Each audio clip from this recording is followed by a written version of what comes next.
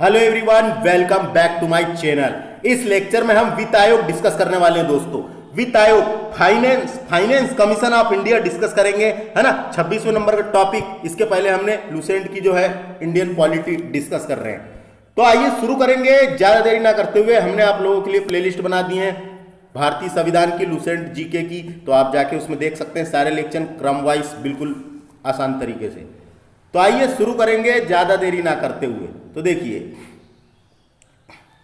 संविधान के अनुच्छेद 280 में वित्त आयोग के गठन का प्रावधान किया गया है। यह अनुच्छेद डायरेक्टली पेपर में क्वेश्चन में पूछा जाता है। तो अनुच्छेद 280 याद रख लेना है। फाइनेंस कमीशन की स्थापना का प्रावधान कहां पर है? तो संविधान के अनुच्छेद 280 में वित्त आयोग के गठन का प्रावधान किया गया है। वित्त आयोग के गठन का अधिकार राष्ट्रपति को दिया गया है। वित्त आयोग का गठन कौन करता है? राष्ट्रपति के द्वारा किया जाता है। वित्त आयोग का गठन राष्ट्रपति के द्वारा प्रत्येक 5 वर्ष में किया जाता है। यह एक प्रकार का पंचवर्षीय निकाय है दोस्तों। यह एक प्रकार का पंचवर्षीय निकाय है क्योंकि 5 वर्ष के लिए किया जाता है। गठन कौन करता है पूछा जाएगा? राष्ट्रपति के द्वारा किया जाता है। इतना याद रख लेना आप। वित्त आयोग में राष्ट्रपति द्वारा एक अध्यक्ष और 4 अन्य सदस्य की नियुक्ति की जाती है। तो वित्त आयोग में एक अध्यक्ष होता है और 4 अन्य सदस्य। इसका मतलब 5 सदस्यीय आयोग है। ये 5 सदस्यीय आयोग है, बोल सकते हैं इसको 5 सदस्यीय आयोग, है ना। तो याद रखना है, वित्त आयोग राष्ट्रपति के द्वारा एक अध्यक्ष और 4 अन्य सदस्य की नियुक्ति की जाती है। एक अध्यक्ष और 4 अन्य सदस्य की नियुक्ति की जाती है। किसके द्वारा? राष्ट्रपति के द्वारा। ऐसे ही क्वेश्चन आते हैं। भारतीय संविधान के अनुच्छेद 281, 80 में तो गठन की बात की गई है, 81 में कहा गया है राष्ट्रपति वित्त आयोग की सिफारिश को संसद के प्रत्येक सदन के समक्ष रखेगा। संसद के प्रत्येक सदन या प्रत्येक सदन के पटल पर रखेगा। तो समझ में आ गया। 80 में स्थापना की बात की गई है, 81 में कहा गया है कि राष्ट्रपति वित्त आयोग की सिफारिश को या वित्त आयोग की रिपोर्ट को संसद के दोनों सदनों के पटल पर रखेगा, है ना। तो समझ में आ गया कौन रखेगा? राष्ट्रपति रखेगा। समझ में आ गया। उसके बाद देखिए यहां पे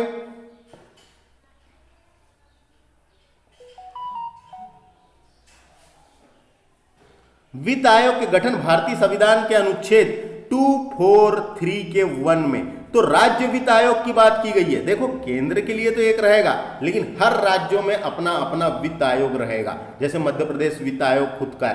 तो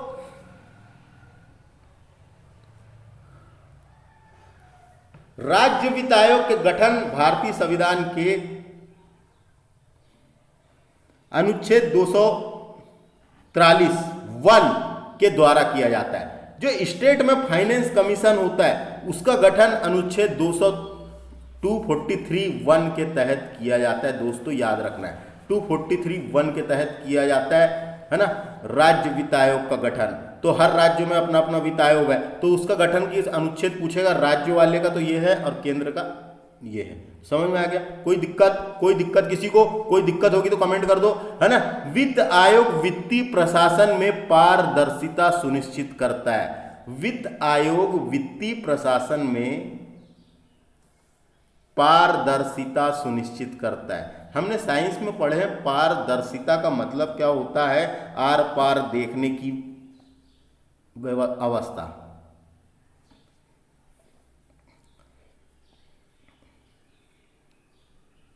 पारदर्शिता का मतलब होता है आर पार देखने की व्यवस्था। तो वित्त आयोग जो वित्तीय प्रशासन में आर पार देखने के लिए बनाया गया है, सुनिश्चित करता है। आर पार देखता है बिल्कुल, कहां क्या गड़बड़ी है पैसे की, या उसको सुनिश्चित करता है ना। तो आर पार पूरा पैसा कहाँ खर्चा हुआ, क्या नहीं हुआ, तो पारदर्शिता सुनिश्चित करता है। तो समझ में आ गया, पारदर्शिता सुनिश्चित करता है का मतलब आर पार देखता है। वित्त आयोग वित्तीय प्रशासन में पारदर्शिता सुनिश्चित करता है। तो ये सामने के पैराग्राफ आपको समझ में आया। यहाँ से 280 वाला इंपॉर्टेंट है, ये राज्य वाला इंपॉर्टेंट है। राष्ट्रपति के द्वारा क्या क्या किया जाता है ये याद रखना है। अब यहाँ पे देखिए, अब तक गठित वित्त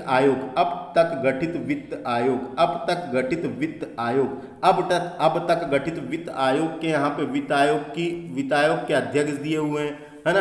अवधि दी हुई है। यहाँ पहला कौन सा था? तो देखो ये अब यहाँ से डिस्कस करेंगे। पूरे अध्यक्ष की जानकारी होना जरूरी है। कभी क्वेश्चन बन गया कि ये कौन सा अध्यक्ष था, कम से कम नाम तो पता होना चाहिए कि ये सब कौन थे। तो ये वित्त आयोग के अध्यक्ष थे।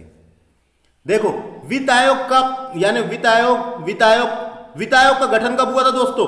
तो वित्त आयोग का गठन 22 नवंबर 1951 को किया गया था। ये आ सकता है पेपर में।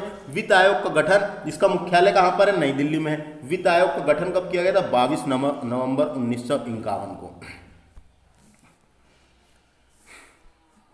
पहला वित्त आयोग 1951। नियुक्ति वर्ष कौन सा था? 1951। के.सी. नियोगी अध्यक्ष कौन थे? डायरेक्ट क्वेश्चन आता है। वित्त आयोग के पहले अध्यक्ष कौन थे? K C. Neogy. K C. Neogy. K C. से क्या है इनका पूरा नाम? क्षितिश चंद्र नियोगी। क्षितिश चंद्र नियोगी इनका पूरा नाम था। तो वित्त आयोग के पहले अध्यक्ष कौन थे? डायरेक्ट क्वेश्चन आते रहते हैं वनडे एग्जामों में। वित्त आयोग के पहले अध्यक्ष थे के.सी. नियोगी, जो 1952 से लेके 1957 की अवधि तक रहे हैं। जो 1952 से लेके 1952 से 1957 तक के.सी. नियोगी वित्त आयोग के पहले अध्यक्ष थे। नियुक्ति वर्ष थी इनकी 1951, क्योंकि 1951 में हुई थी स्थापना। 22 नवंबर 1951, मुख्यालय नई दिल्ली में। समझ में आ गया दोस्तों? बहुत आसान है। उसके बाद देखना है दूसरा वित्त आयोग।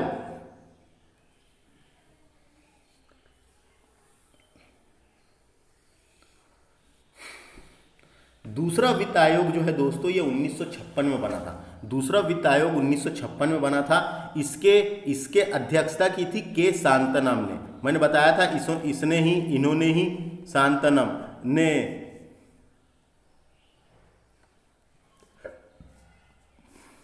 एनडीसी को सुपर कैबिनेट की संज्ञा दी थी। एनडीसी को सुपर कैबिनेट की संज्ञा दी थी। तो के शांतानाम वित्त आयोग के दूसरे अध्यक्ष थे। 1957 से लेके 62 तक बने थे दोस्तों। ये के शांतानाम इंपॉर्टेंट है, 62 तक बने थे। तो के शांतानाम एक समिति भी गठन की गई थी। के शांतानाम की एक समिति भी गठन की गई थी, तो उसके बारे में भी देख लेते हैं क्या थी वो। एक आपने पढ़ा होगा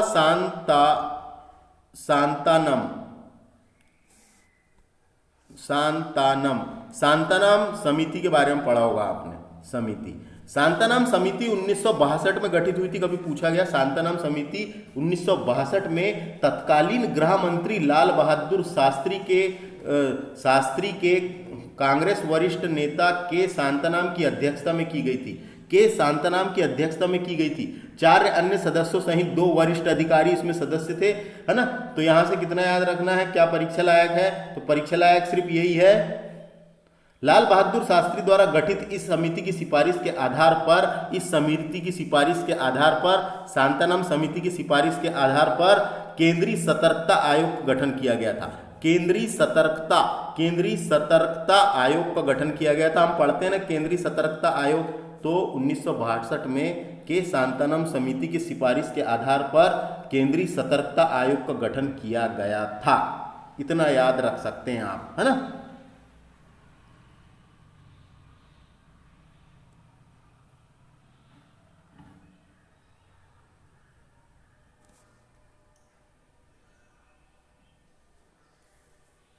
क्या भ्रष्टाचार को रोकने के लिए केंद्रीय सतर्कता आयोग का गठन किया गया था। क्वेश्चन डायरेक्ट पूछा जाता है 1962 वाला। तो 1962 में शांतानाम समिति, यही शांतानाम जो थे के शांतानाम, ये दूसरे नंबर के वित्त आयोग के अध्यक्ष थे। 1956 में इनकी नियुक्ति वर्ष हुआ था और 1957 से लेके 62 तक के ये सेकेंड नंबर के वित्त आयोग के अध्यक्ष थे। अब बात करेंगे तीसरे अध्यक्ष की। तो वित्त आयोग के तीसरे अध्यक्ष थे, इनकी नियुक्ति हुई थी 1960 में। इनका नाम है ए के चंदा यानी अशोक कुमार चंदा इनका पूरा नाम था। 1962 से लेके 1964 तक 1962 से डायरेक्ट क्वेश्चन आता है फ्रेंड। देखो 4 ही साल रहे हैं ये। एक चीज अगर देखा जाए तो देखो 4 साल रहे हैं मात्र। तो 4 साल रहे हैं इसलिए इनका नाम इंपॉर्टेंट बन जाता है के एस चंद्रा। जबकि 5 साल का होता है वित्त आयोग तो, लेकिन ये 4 ही साल रहे हैं। तो क्वेश्चन कभी पूछा जाएगा तो आप इसको लगा सकते हैं। तीसरे नंबर के जो अध्यक्ष थे उनका नाम था ए के चंद्रा, अशोक कुमार चंद्रा, है ना। ये 62 से 66 तक के वित्त आयोग के तीसरे नंबर के अध्यक्ष थे। चौथे नंबर के जो अध्यक्ष थे उनका नाम था doctor PV Rajamannar, doctor PV Rajamannar. तो राजमन्नार को भी आप देखिए 66 से लेके 69 तक ही रहे हैं, ये भी 4 साल ही रहे हैं, है ना। ये भी 4 साल रहे हैं दोस्तों, है ना। तो ये भी 4 साल रहे हैं, तो इनका नाम भी इंपॉर्टेंट बन जाता है, इनका नाम भी इंपॉर्टेंट बन जाता है। 64 में हुई थी इनकी नियुक्ति। पीवी राजमन्नार, पीवी राजमन्नार 4 साल के लिए रहे हैं। तो ये दोनों का नाम आपको याद रखना है, तीसरे नंबर वाले और चौथे नंबर वाले। तीसरे नंबर वाले कौन थे? ए के चंदा। चौथे नंबर वाले थे डॉक्टर पीवी राजमन्नार। तो दोनों का नाम याद रखना है, दोनों क्योंकि 5 वर्ष से कम समय तक रहे हैं, तो ये इनके नाम इंपॉर्टेंट बन जाते हैं। 5वें नंबर का देखिए, 5वें वित्त आयोग के अध्यक्ष थे महावीर त्यागी, जो 5 साल के लिए रहे हैं। तो महावीर त्यागी का नाम भी याद रखना है, ये भी वित्त आयोग के अध्यक्ष रहे हैं 5वें नंबर के। महावीर त्यागी, महावीर त्यागी।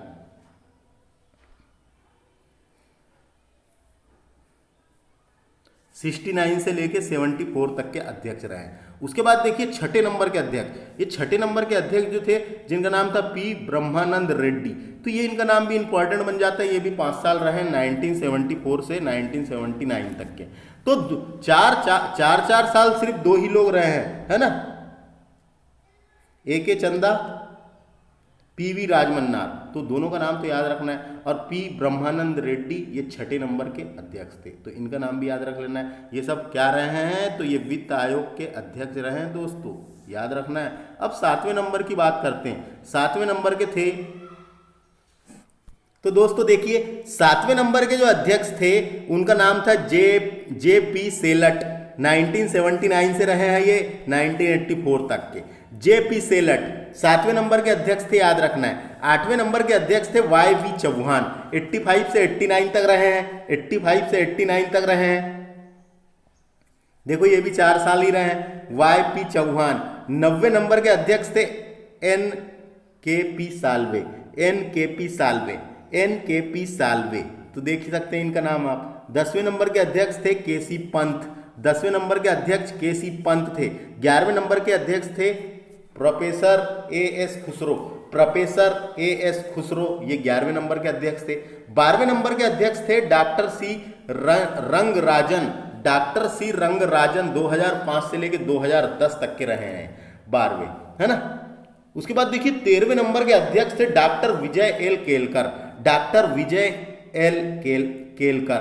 ये 2010 से लेकर 2015 तक के वित्त आयोग के अध्यक्ष रहे हैं। इनके बाद देखिए 14वें नंबर के अध्यक्ष डायरेक्ट पूछा जाता है। 14वें नंबर के अध्यक्ष की नियुक्ति 2013 में ही कर दी गई थी, Y V Reddy, Y V Reddy, Y V Reddy. कि इनका पूरा नाम याद रख लो,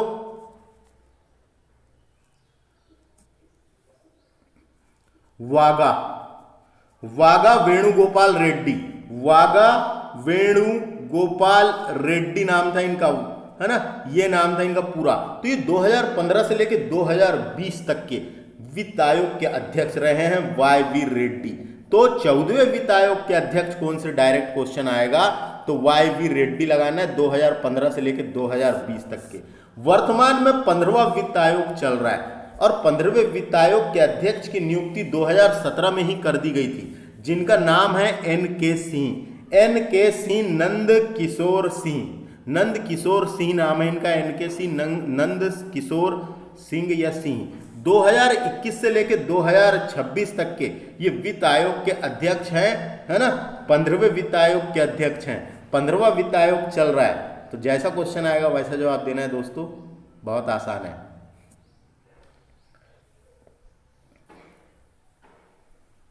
तो 15वें वित्त आयोग के वर्तमान में वित्त आयोग के अध्यक्ष कौन है? एन के सिंह। 2021 से लेकर 2026 तक के बन गए। तो ये वित्त आयोग के अध्यक्षों की सूची थी। तो मैं अब यहाँ पे आपको बता देता हूँ कि कौन से बिल्कुल मोस्ट इंपॉर्टेंट है जो क्वेश्चन पूछे जा सकते हैं। तो वर्तमान का याद रखो एन के सिंह, उनके प्रीवियस पहले वाला याद रखो वाई वी रेड्डी, ये इंपॉर्टेंट है। उसके अलावा देखो कौन से इंपॉर्टेंट है, तो मैं आपको जानकारी के लिए बता दूं और कौन से इंपॉर्टेंट है। तो पहले वाला इंपॉर्टेंट है, पहले वाले के सी नियोगी, डायरेक्ट पूछा जाता है। दूसरे वाले इंपॉर्टेंट है के शांतनम, है ना, दूसरे भी पूछा जा सकता है। तीसरे वाले मोस्ट इंपॉर्टेंट है, तीसरे वाले क्योंकि ये 4 साल ही रहे हैं और ये भारत के केग भी रहे हैं।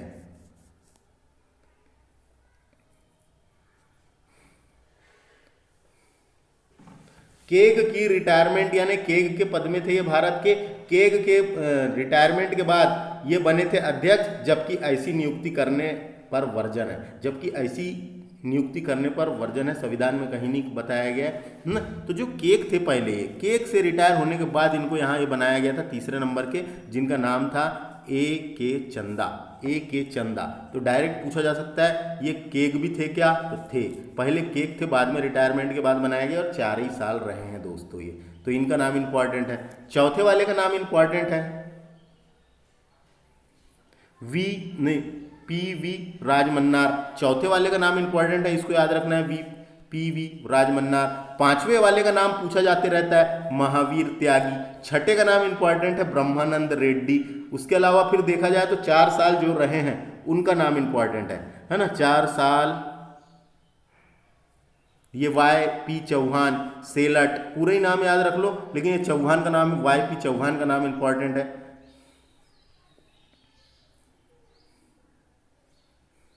और पीछे के 3 आपको पता होना कम से कम, पीछे से वर्तमान से पीछे 3 तक के आपको पता होना। तो इस प्रकार से हमने वित्त आयोग के अध्यक्ष को डिस्कस किए। अब आगे डिस्कस करते हैं वित्त आयोग के प्रमुख कार्य के बारे में। तो दोस्तों देखिए वित्त आयोग के कार्य, इनके क्या क्या कार्य और दायित्व हैं। तो भारत के राष्ट्रपति को यह सिफारिश करना, भारत के राष्ट्रपति को यह सिफारिश करना कि संघ एवं राज्यों के बीच करों की शुद्ध प्राप्तियों को कैसे वितरित किया जाए, कैसे वितरित किया जाए एवं राज्यों के बीच ऐसे आगमों का आवंटन अनुच्छेद 275 के तहत संचित निधि में से राज्यों को अनुदान सहायता दी जानी चाहिए। अनुच्छेद 275 इंपॉर्टेंट है फ्रेंड्स, ये राज्य की संचित निधि के बारे में बताता है। अनुच्छेद 275 राज्य की संचित निधि के बारे में बताता है। तो 275 के तहत संचित निधि में से राज्यों को अनुदान सहायता दी जानी चाहिए। तो हम साधारण शब्दों में अगर बोला जाए वित्त आयोग के कार्य, तो वित्त आयोग का प्रमुख कार्य केंद्र और राज्य के बीच करों और शुल्कों के बंटवारे हेतु सुझाव देना है। करों और शुल्कों के बंटवारे हेतु सुझाव देना है। करों और शुल्कों के बंटवारे हेतु सुझाव देना वित्त आयोग का प्रमुख कार्य है, यह हम कह सकते हैं। तो अब बुक से पढ़ते हैं, देखिए वित्त आयोग के द्वारा संघ व राज्यों के बीच करों की शुद्ध आगमों व वितरण और राज्यों के बीच ऐसे आगमों का आवंटन किया जाता है, वितरण किया जाता है। समझ में आ गया। वित्त आयोग भारत की संचित निधि से राज्यों के राजस्व के सहायता अनुदान को शासित करने वाले सिद्धांतों के बारे में बताता है। सिद्धांतों वितरण के बारे में बताता है, सिद्धांतों के बारे में बताता है कि किस प्रकार राज्य को दिया जाएगा, है ना, ये सब चीजें बताता है। बहुत आसान है, परीक्षा के हिसाब से तो इतना ही पूछा जाता है। राज्य वित्त आयोग द्वारा की गई सिफारिश के आधार पर राज्य के नगर पालिकाओं और पंचायतों के संसाधनों की पूर्ति के लिए राज्य की संचित निधि से संवर्धन के लिए जरूरी उपाय करता है। राष्ट्रपति के द्वारा वित्त आयोग को सुदृढ़ वित्त के हित में निर्दिष्ट कोई अन्य विषय सौंपे जाने पर वित्त आयोग अपनी सलाह भी देता है ना। कोई अन्य विषय सौंपे जाने पर वित्त आयोग अपनी सलाह भी देता है। एक नोट लिख रखा है इंपॉर्टेंट वाला, इसको देख लेते हैं। वित्त आयोग द्वारा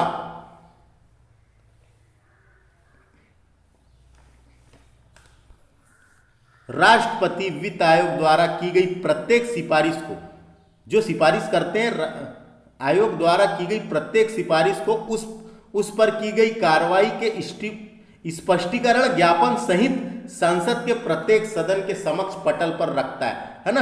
अनुच्छेद 281 के तहत, यह अनुच्छेद 281 इंपॉर्टेंट है, ये पूछा जा सकता है।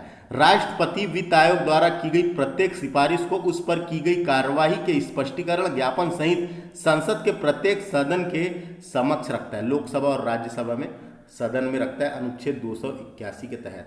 तो इसमें इतना ही दोस्तों, इतना ही पढ़ना है हमको वित्त आयोग के बारे में परीक्षा के हिसाब से जो जो मैंने बताया।